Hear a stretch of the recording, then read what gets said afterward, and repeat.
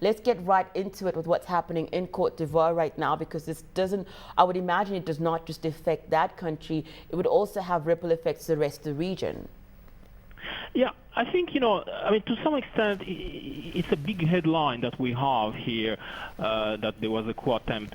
But it's not really a surprise in the sense that we knew for a long time that pro-Gbagbo officers in exile were plotting to overthrow the government. So it's something that was expected.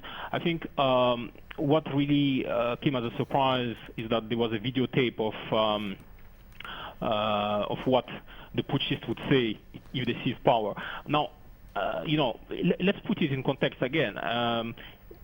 There is the desire to overthrow the Ouattara government, but it doesn't necessarily mean that the military, the soldiers in exile actually have the capacity to do so.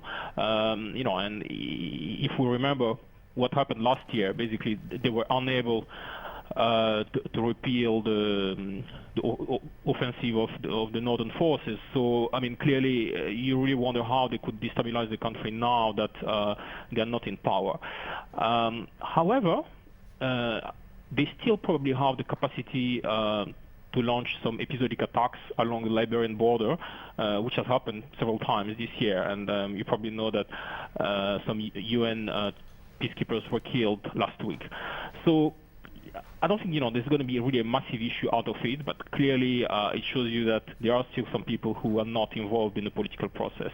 And maybe just one thing to add to that, what really makes a coup unlikely to succeed in Ivory Coast is that the current government, the coalition government, really enjoys a large popular support. But also you have UN troops on the ground, you have French troops on the ground, so it's really difficult to see how the Ouattara administration could be overthrown. Samir, do you think that this would cause uncertainty? I would imagine from what you're saying, exactly as you've said, what is to prevent a coup from really happening? When it comes to the business world, do you think that they would see Ivory Coast right now as really high risk, or do you think that they're pricing in that things could go pear-shaped in that country? Well, to some extent, in terms of headlines, it's probably a setback because obviously the news flow out of Ivory Coast in recent months had been positive, and investors were increasingly confident in the peace process, in the stabilization of the political environment in Ivory Coast. So clearly, it shows you that there are still some issues which could be a concern.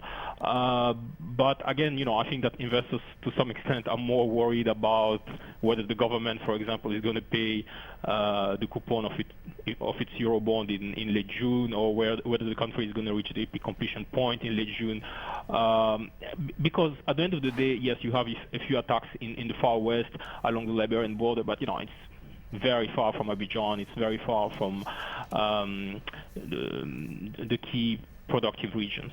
Thank you so much, Samir. That was Samir Gadio. He's emerging market strategist at Standard Bank.